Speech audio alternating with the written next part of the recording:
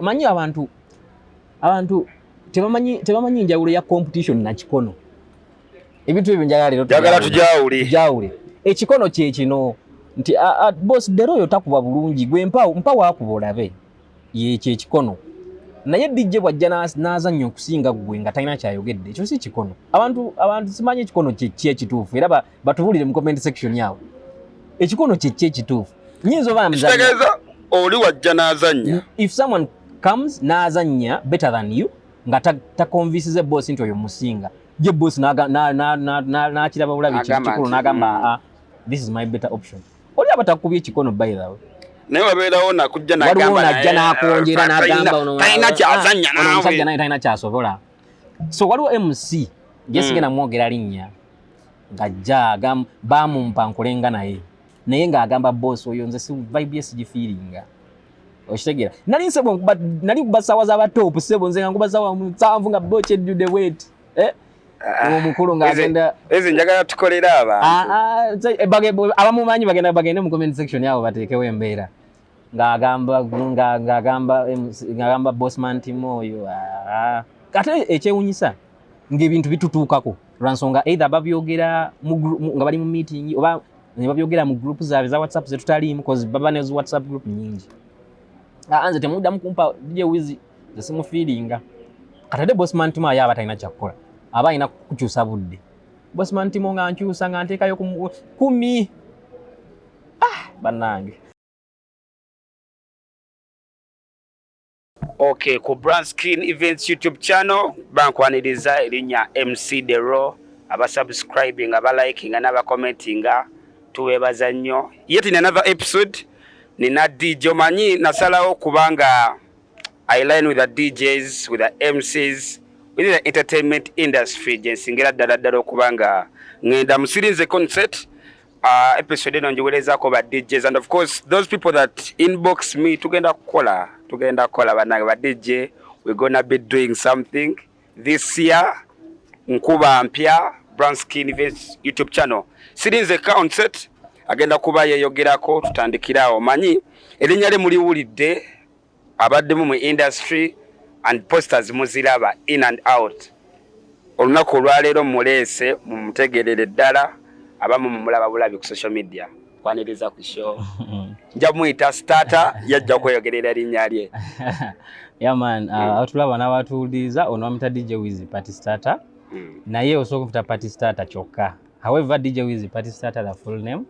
Mwebale nnyo okulaba, mwebale nnyo subscribing. Nze nange kennyini videos zintuukako yonna gye mbeera. Subscribe, comment, byonna share. Manyi tugenza okukola episode eno nga ba DJs mukutte wansi ne waggulu. Naye tujja kuba tugenda maaso tulabe. So starter atandikira wa? DJ Wiz Party Starter yasooka na linnya ddala by the way. Linnya nkyusakyuse. Nze bwe nali ku ssomero, I think gye natandikira music. Gye natandika kale falling in love with music. That was around 2013 yawo. 2013 I think I was in temumbale myaka. 2013 was around S3 yawo I think. Nga ujja passion y'okutandika. Passion kati nga ndi ku ssomero nga baleta ba DJ nga nkiwulira music. Manyi music eringa calling. Tokera ku machano gancha era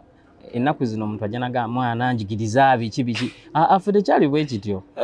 you fell in love with something nekikuyita it was just like a calling went you si kintu kya kuyega bwizi si bino bana munji I had the passion first that was around 2013 era when nali around 2010 nali kusoma balita Kibuli SS era n'abanga obya nanjulira erinnya lyange eryadda my full names mwebajja erinnya Wizly something like that WIZLY then linakoze when okwagala bya DJ era neyitanga DJ Wizly WIZLY when Wizly yes lyabanga bwe lityo however tutandika mva mu ssomero around okugambe 2013 nzira mu 2014 which means into the senior 4 that was Kakungulu Memorial School. Kakungulu. Yawane no era Fiki DJ Fiki big up on yourself.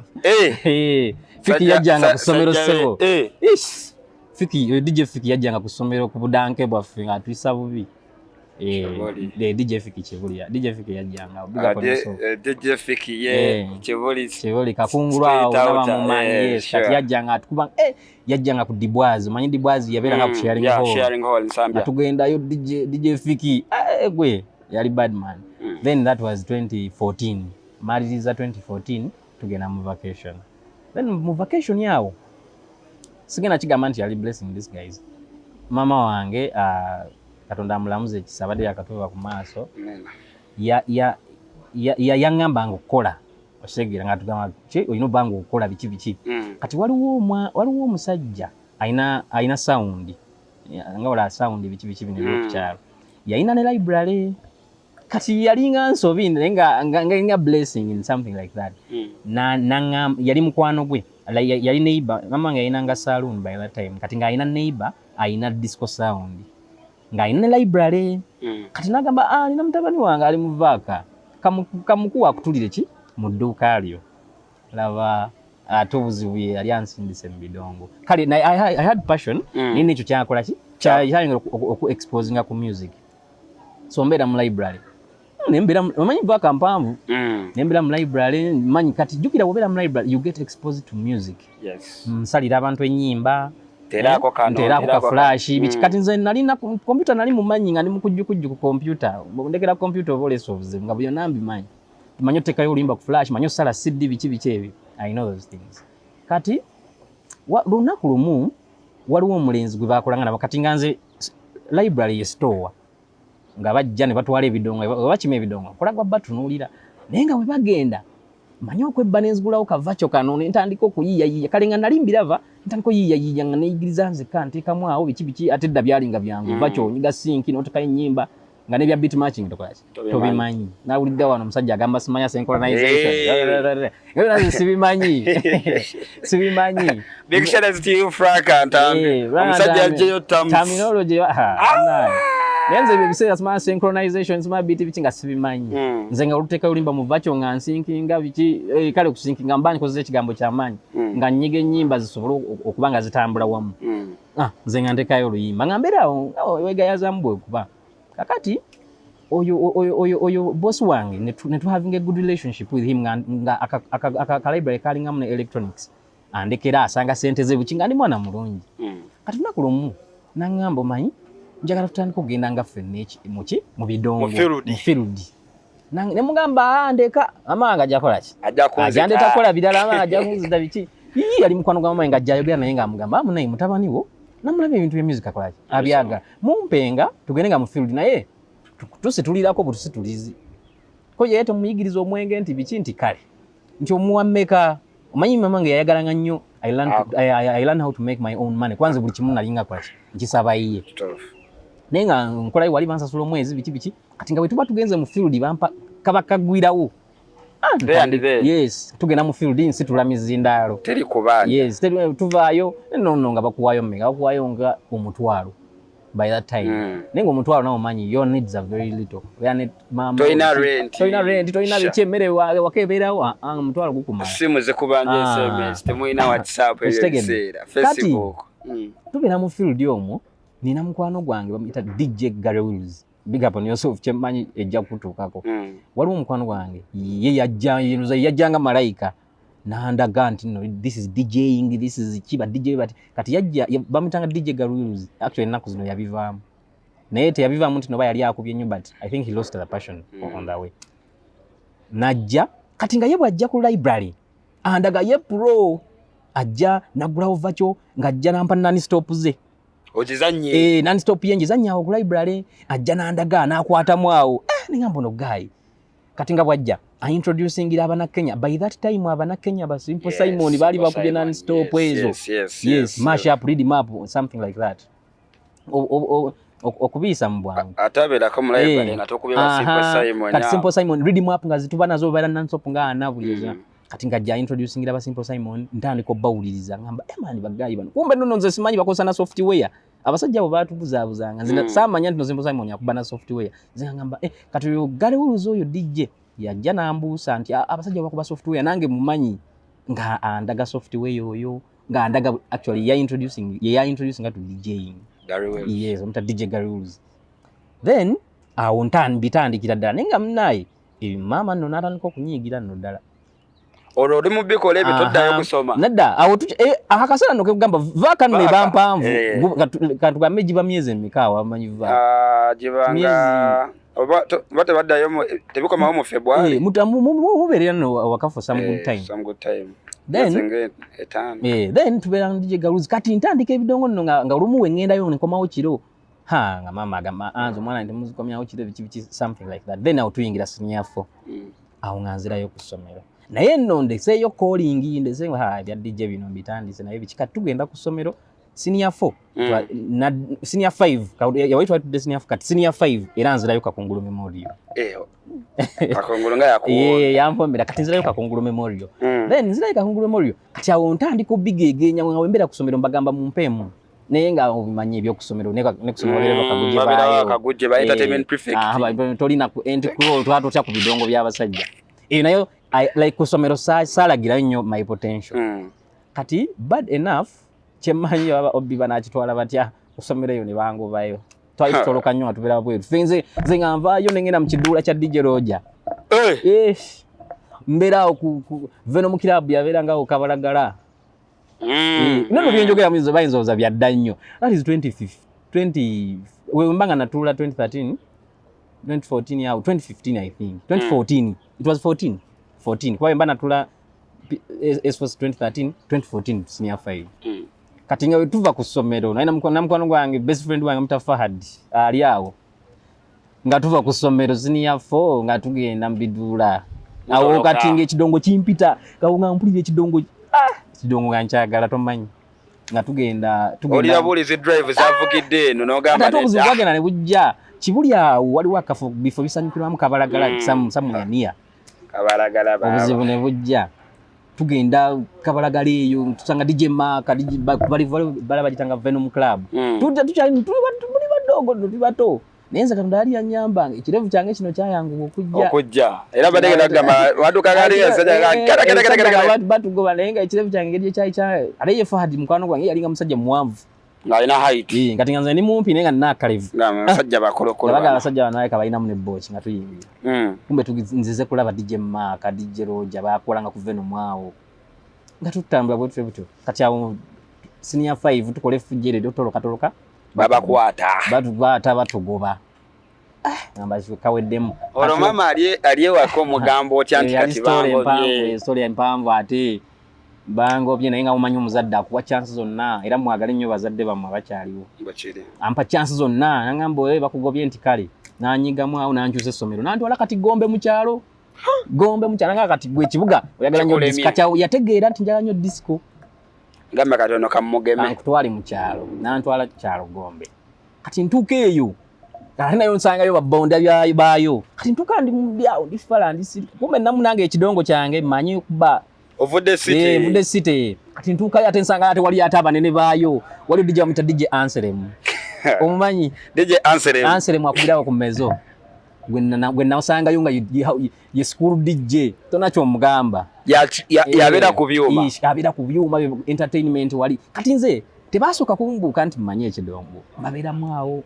batunuulira wetubeerawo ne ka basketball court awo ku Saturday Sunday nzija ne mbatunuulira nga bakuba ekidongo ngamba bano nze bebakola nange bisobola naye nga of course nzize mwana mupya obimanyi bali basomedde form 1 biki saabafaako tutuuka I think nga maziriza jane yange awo naye nga kati ngendo maliriza nga bambuuse bategedde awo gaye DJ naye nga tinga nkoze emikwano waliwo DJ bamuta DJ Matson akolera ku Sairo omanyi Matson kati ffe twalinga mu form 6 nga bo bali mu form 5 Matson ye yali mu ya wansi ate tugenda ofuluma tuveeyo ne Anselm ate Matson ye naafuka ate house naafuka school DJ bo bangana end prefect end crew wabanko DJ eyo nenvaayo kati nga bamu kati nkoze emikwano ngandi bonna bali mu entertainment baani tuvaayo kati awo senior 6 vaaka kati awo tawo nkomawo mu kidongo party 4 awo omaliriza okusoma kati awo okusoma nkumaze omukaga guwedde nkubye gudde mu vaaka empanvu tugenda kati mu vaaka ya university kati tuka mu vaaka ekidongo era nenkiddamu era badijje benaku zino munnaye bo banguyiddwa simanyi lwaki ffe endongo yatuzibwaliranga nnyo nga tusobola kuva buviiri n'oyingira bbaala endongo yabanga ya system otandi sijja gamba nti no system eri standard buli mujja alina oyitamu but twajjanga nga tova buvyeri badijje benaku zino zimanyi bali kaweweevu tazani tebabonyeebonyeeko kaŋŋambe tayiribyeko so nyingira vaak awo mukadde akitegedde endongo njagala naye nga omanyi omuzadde aba muzadde era mama wange yava naye musabira buli kasana ngamba ye mukyala asinga ekisa kweno ensi natuka mu vaaka nga kati ategedde ekidongo nkyagala kati ate ekidongo kyali kitandise okunzunza jukira tutambula tuddala eri mu vaaka neŋŋamba kati step eddako sikyasobola kati nonno biri mu step sikyasobola tula mu library ninga sikyasobola tula mu library kati ntandise obeera exposed nsobola kati okukuba ennyimba nenkubira ddala ssebo naye nga tukubisa vakyo computer yokka tutuka mu vaaka ya form 6 kati ate awo nina mukwano gwange era omulala bamuyita DJ Ali 94 era akyali alina ka sound yali atandise ka sound kati Freeman mutadde Freeman I think sound ya gotana by that within that time sound ya genda okuddayo nga sound ya video ya jiri am something like that kati nkomawo namukwano omulala bamuyita DJ Ali 94 paka kati akyaliyo akoze ka sound kati awo nemba nga nze official DJ wa sound ye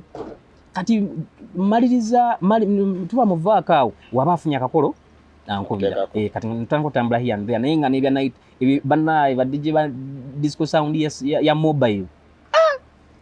mpewo mugendo w'emmotoka nalwawo bakimane muvayo saa mwenda gwaki munyusa ino saawa mukaaga wasitudde ebidongo nga bizitowa naye nga byonna tukirimu ekintu kino twajjamu with passion so nga gwetu nze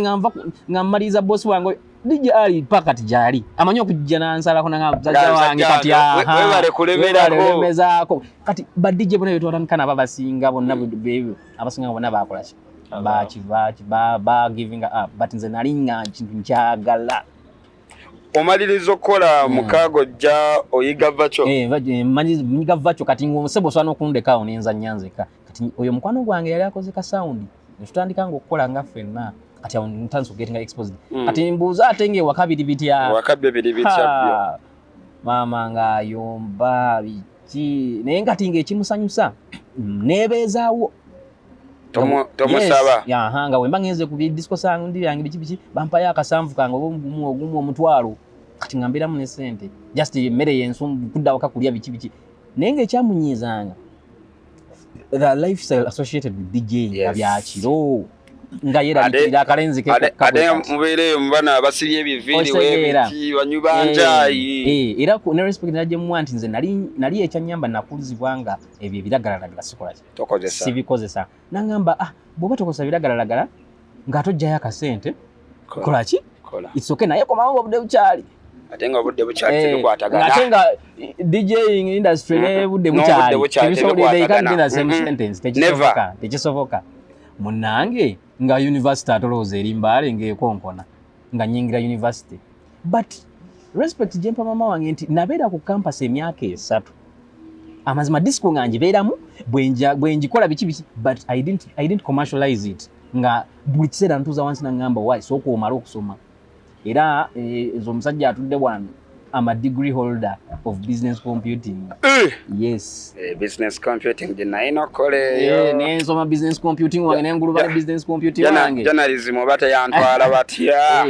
Munenga nguluba na business computing wange. Awo kati mbiyisiza mu bwangula nsonga my journey at campus. Yali roller coaster yes ekidongo nali nkyagala ngenda kuzifeemu awo zizi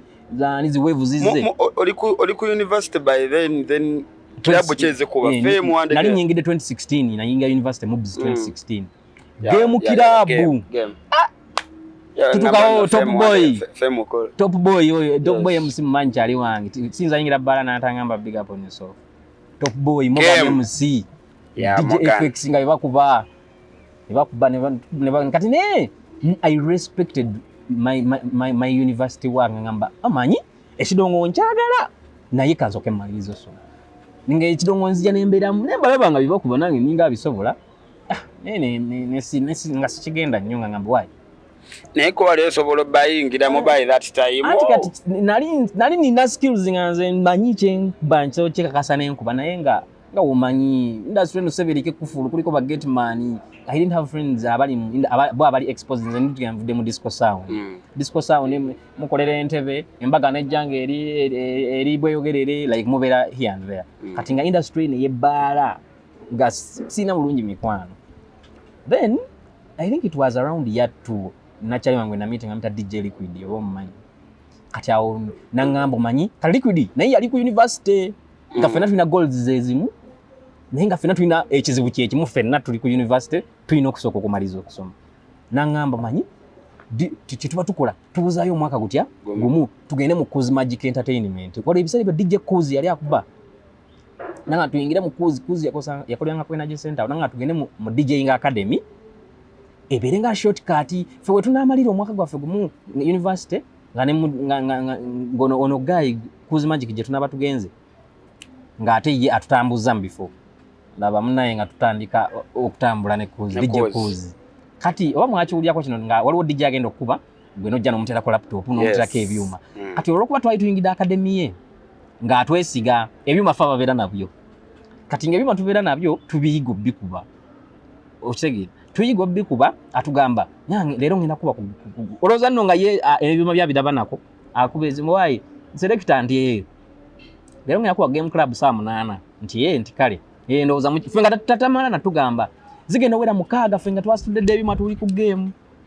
tumuterawo computer biki so ebyo byonna nga tujja tukola ki tujja tuyiga tutegera kati industry kitegeza ku Kuzi weyigira okulaba ku controller DKs nene ezo zinalinga ndize virtual then ntandika n'okukozesa controllers no ne DK yo nti by that time it was scratch live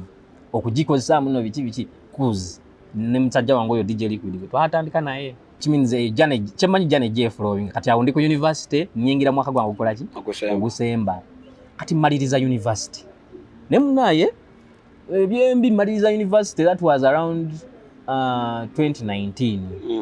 munaye ate covid siwe yajira no mebegolina DJ Kuzi na Liquid okozesa DJ Wizili kati kiri erinnya nanyumyanga nawe erinnya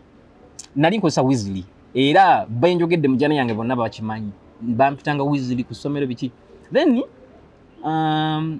oyo Liquid yenyini yangamba n'erinnya ebyo ngambula teli soundinga oshagera teli soundinga Wizili oshagera ne mugamba kankozesa eryo nale ruda nangamba naye mwatuno liri unique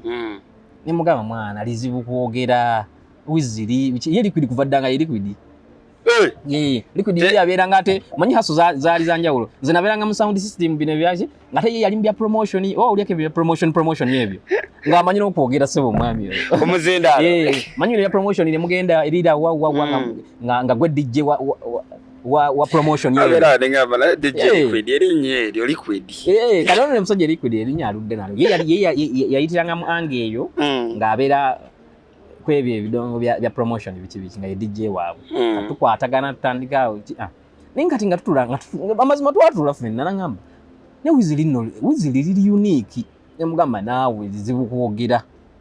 kati ne mugamba ne manyi nze ngenda I'm going to come up with something simple to pronounce manyi abantu bagala simplicity nga mugamba nakera mwachanga mugamba mwana nze ero njijeko nze Wizi nangamba ne Wizi nga liri common bwate era bwe yangamba Bekete Wizi ze kansigale neryo ngenzo ku social media inzilo nambi chusiza ntadineko DJ Wizi actually nasoka kweyitanga Wizi kati when netuma Wizi kale ne following anyo Wizi Kid era neitanga DJ Wizi oba yita Star Boy nayi neitanga DJ Wizi Star Boy when neitanga aba DJ bano bane namanyi when neitanga kati DJ Wizi Star Boy then nkwesanga bya Star Boy nga ntwansi ngamba ngina tukechanga Charlie Boy neitanga DJ Wizi Star Boy ebya Star Boy nembijako nalinza tukele bagala balinda Star Boy bagala Star Man kumbe Star Man kati Star Man nenzi ka Star Boy nenkajango nensigala DJ Wizi kati tu lockdown 2019 lockdown yampisa bubi mukadde wani nembere waka okitegeera nembere waka teri kuba kidongo ate ekizibu nali ngumiikiriza nga ndi ku campus nga ngamba kangumikirize nja kukuba ekidongo nga campus ewedde campus ojemala erimu kugwako sina na connection sina na connection musajja wange kuze yali mu kidongo yali avuddewo nga agenze Sudan okitegeera covid ataze banaye ekidongo kati nga nkubira waka I swear by that time I was good nga mmanyi deke wana tosa kundekera kine binnemo nenga tubera ne liquid yo tubera mu pate liquid yateka ko ne bupate yawo by that time wali toina bioma equipment nga tulina nani nagezaako kugula ne liquid yo nga we joined force aleta ne ayinza funa yayina kamu nange nentayo kamu tugattagatta nge ebintu bina by the way twayina nge byume byaffe nze nagenda from campus nga nina ebyume byange yes nga gattagatta biki nga nina ebyume byange but challenge nafuna yali lockdown sina connection mbadde ku campus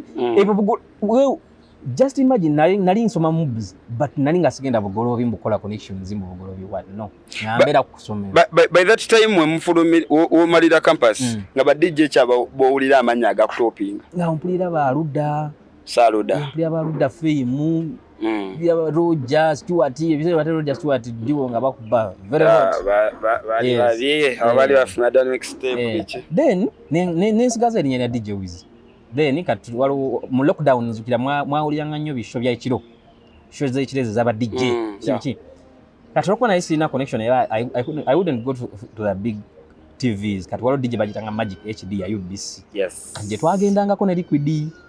walo DJ aminta erinya ndi mvude muntu yatu inviting anga ne liquid tugendayo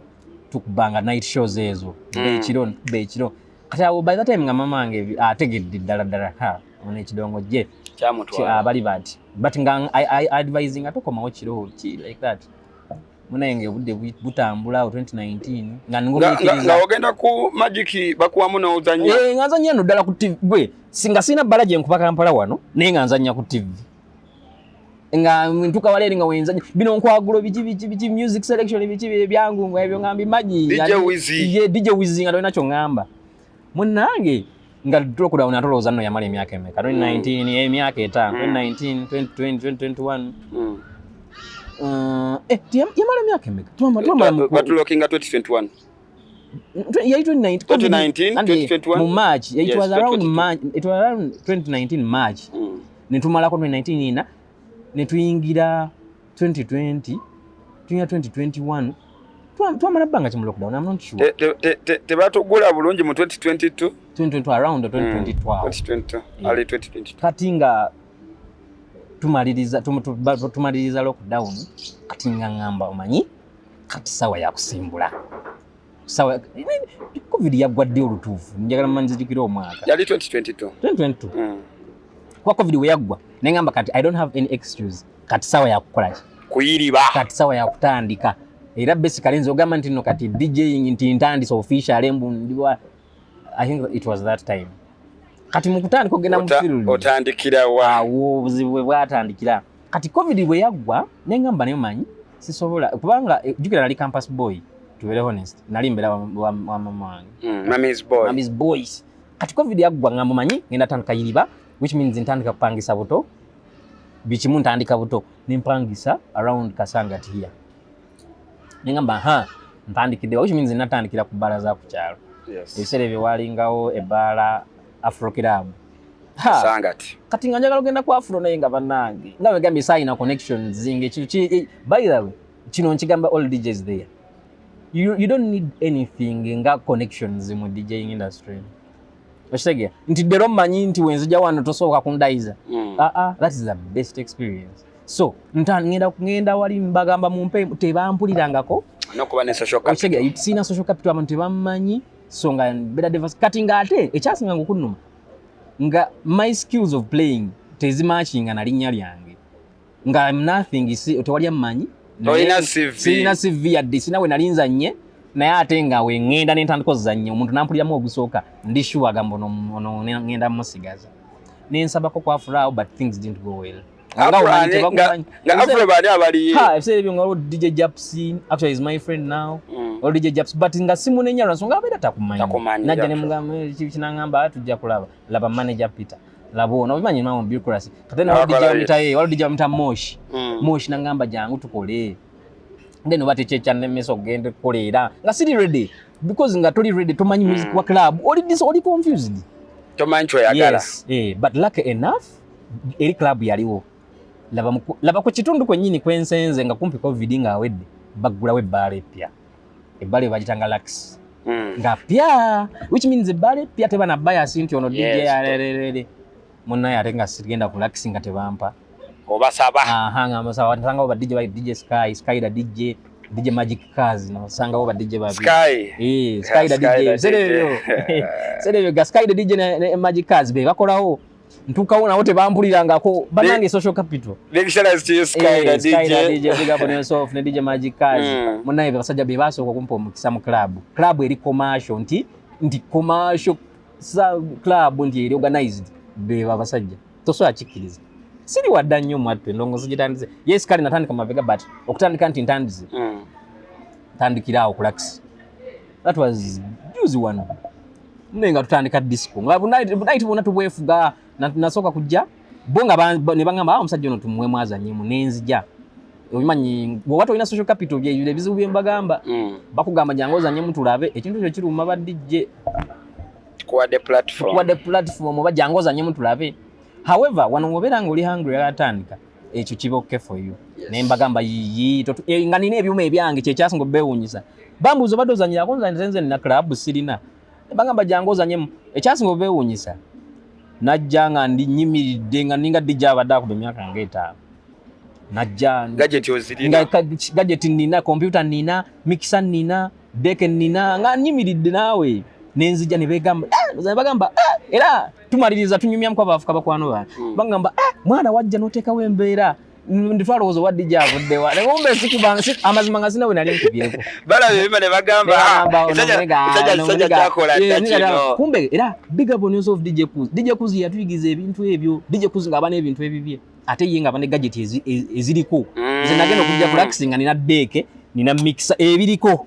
ebiriko man kintu kirungi nnyo kuba n'ebyuma so okubeera ne gadgets ezizo actually woba ne gadgets ezizo kikuwa upper hand kubanga DJ akuwamu agamba waayo nayo yayi n'ebyuma kamoto manya ali binja zikako ya true munnaye nganzija kati yali lwali lunaku lumu bampita lwali lwakubiri ebiseera ebyo laxing okuba bananga bamanyi lax lounge awo gayaza road nga yakagulawo ngekuba Tuesday wabeera ngayo Caspat Campfire nga just mujjane inaku zonna zali zikuba yali kuba Monday to Monday kati nga kulokubiri Caspat Campfire tewaba music kusooka baba mukwogera nga boogera ne bakuma omuliro ne babeerawo nenge bale babweti kati nzija nsaba nga Magic Cars bangamba owa jangu beerewo biki nga mbeerawo kati waliwo yali akwasaganya ebya music bamitanga DJ muto simanyi mumanya yakubanga mwambiance nga yakwasa yali nga engineer nangamba oyina ebyuma ebibyo konze mbirina nangamba oli DJ oli waawa ngatampuliranga nako nenze mganze mugagwe jimpe ngaba ne bale jude bweti Caspat yennyini nenga yali aganya okumpa kati ku kyalo nga kuliko ba DJ baako basooka okuwa era DJ yasooka mu amita DJ Bills amanyi bulunnya yakwamfuka mukwano gwange DJ Bills yasooka mu najikuba ojolire endongo ya Bills no gamba nza ninga basajja nsobola babeeramu nze kati nga ne mupya nga tebamanyi actually Bills yandabanga ku kyalo nga tamanyi to bana ndi DJ kwanza nali mbadde mwawo ku kyalo lockdown yawo ngewedde wonna all that time Bills omanyi bala empyo gimanyi abantu tebagenda bala yayingira sana I think nga 8 na kubasawa nga 2 kitundu atukovaamu mutangambo wayi nzono nali sina ku program mutangambo wayi ongambo li DJ ono DJ ndabakoye story ki nemugamba yigo jimpe nangamba kakasa nemugaji gwempanza nyi nangamba kale lete ebyuma iyi okuve katikagamba okuve bala weri pake wange nali mvuga we dakika nga 5 namvuga namugamba mbina mu motoka kumbe bidi waka nivuga ngende waka n'enchime ebyuma nenkomaawo nenteekako naye nkuba lwali lwaku sigambe lwali lwakubi nenkuba olwokubiri nagamba maliriza okukola ngamba kudukira sitete walina bya sente maliriza okukola ngamba zanya bulungi biki okolera wa bannange nga nina wenkola nga sina wenkola driver kama bafenekawo zanye bulungi naye agenda ngamba okolera wa nga nina wenkola kama nedda nga sina wenkola ngamba Samuganda namugamba sina wenkolera nanga ku Lwokutaano jangu okole. Ozanya Olwokubiri. Nazanya Lwokubiri. Ebbala ngejjula bweti. Lux Lounge. Nangamba ku Lwokutaano jangu okole.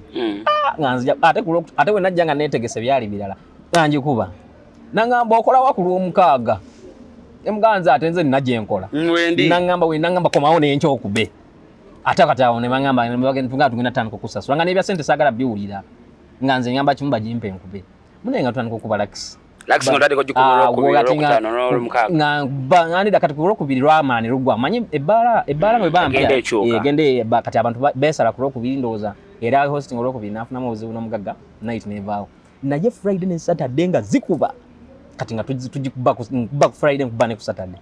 Back Friday nkuba ne ku Saturday. Naye mune ekirungi ky'ofuna ky'okuyingira field. Era temukyayingira field ba DJ. W'oyingira field you make friends. Oshege. Wakati nze weewunye dero nakutegeera ntya. Era field. So bw'obeera ewaka togenda funa abantu bali in line neki ky'okola. Mune nga mbeera kulakisa okuba nti ebbala yali ekuba ba DJ nga bave bane nga baleeta ba DJ baani baleeta Sowibi ajja n'azannya ba FX bajja ne baza buli DJ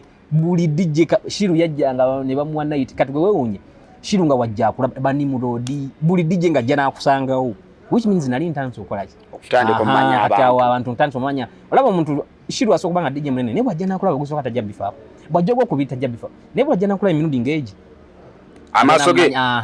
dineriso terera baba agamba ono DJ ni Mulodi ba Magic Touch ba DJ bonna tewali DJ atajja ko Lux munemu naye ebyembi bibi era naye Lux nayo netokesha nekola ki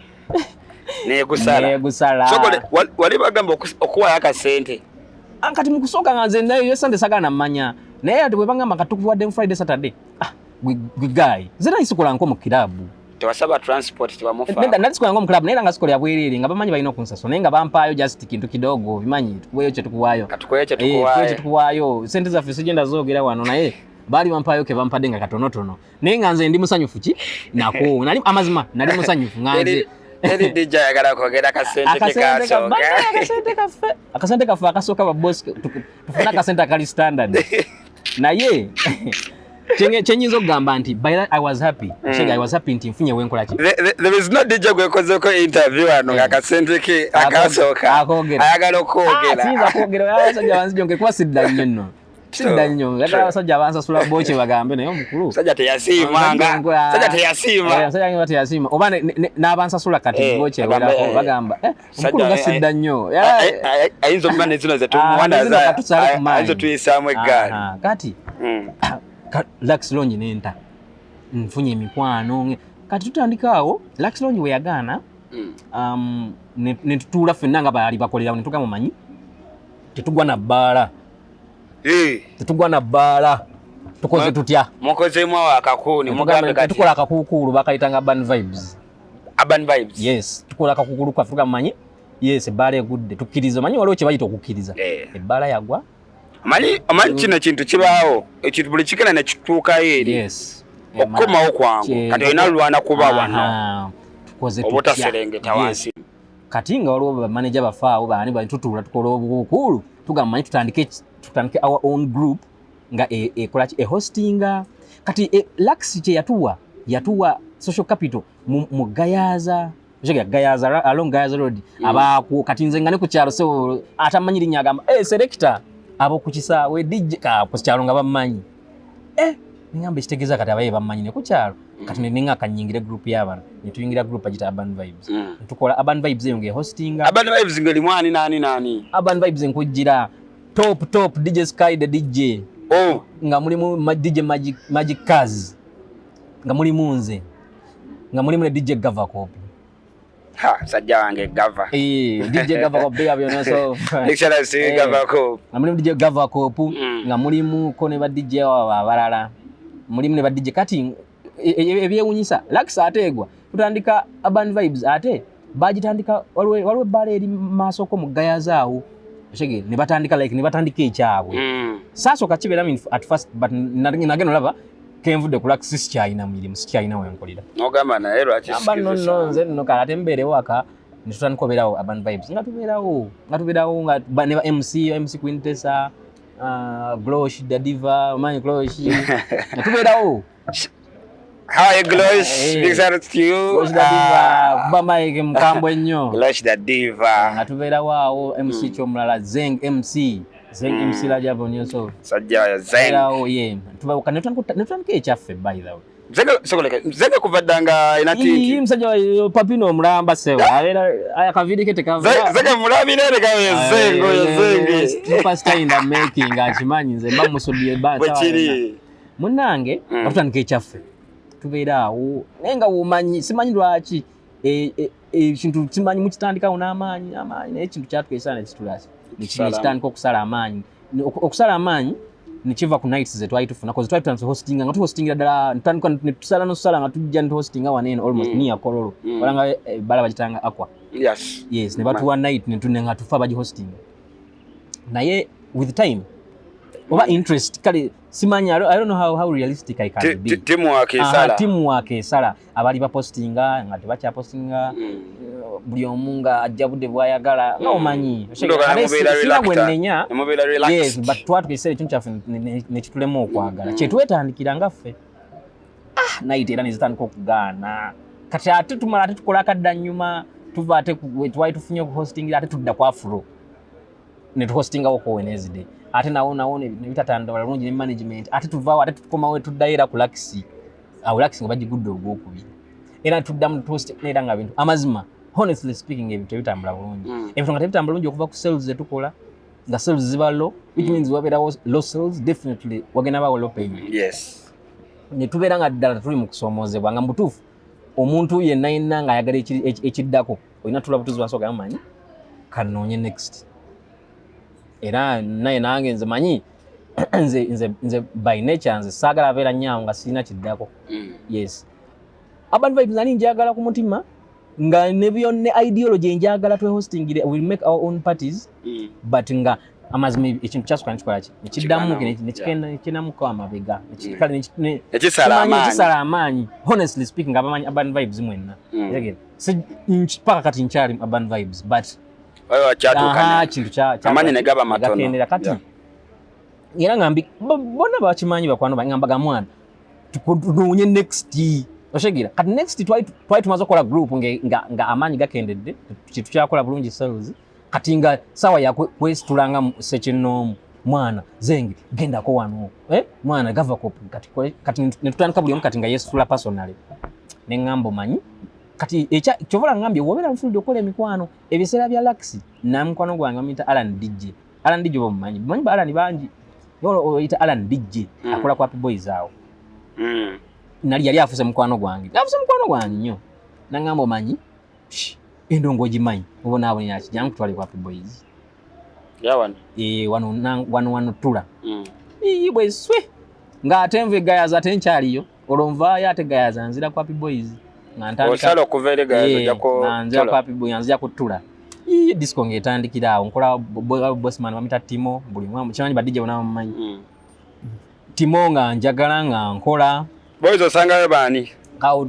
nyingida Happy Boys ekirungi kyaba DJ obujjango oli mupya buli mwa bayagala abeereko kyaliwo olwansonga oli mupya tena nali nsinze mbundi awo nkuba endongo ey'amaanyi nnyo but najjanga naera nsobolamu bino tebyalimu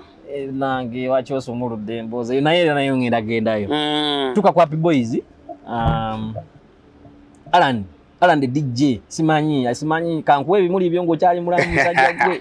Alan the DJ gwe wantwala ku Happy Boys nkyogera nga ndi mu kamera nontwala ku Happy Boys nondaga bossman Timo era ba DJ mwenna mbabuulya kino bw'obeera nga wantu ng'olina kyali bugomanyi nga ali worth that gezaako kola ki gezaako omutwalo omugaye bossman omusajja akuba endogo muwe mugezesa olabe Alan yeyankwata ntwala ku Happy Boys nanga bossman omusajja ono muwemu obudde ko bossman nti kimpe namba nga twogera tukanye ebisale ate ngeno tukate ku Happy Boys nga ate basasula bulungi okusinga ewa egayaza ngamba ate kati eno nvaayo ate ntuka ku Happy Boys nga audience yo jukira gambye eri tuvuddeyo nga tuba nights zitano sokola kyo temuba bantu bulungi ntuka ku Happy Boys nga full house wait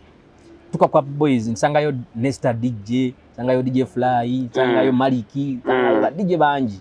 bamanya aona nsangayo MC Solo bani nga tutandika nkuba naye munnaye watu challenges za Happy Boys nazo zatuka nezinkwata tuka ekiseera manyi wali competition manyi abantu tebamanyi njawulo ya competition na kikono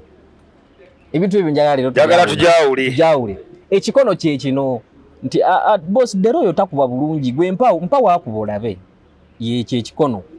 naye DJ bwajja n'azannya okusinga gwe nga talina kyayogedde ekyo si kikono abantu simanyi ekikono kye ekituufu era batubulire mu comment section yawe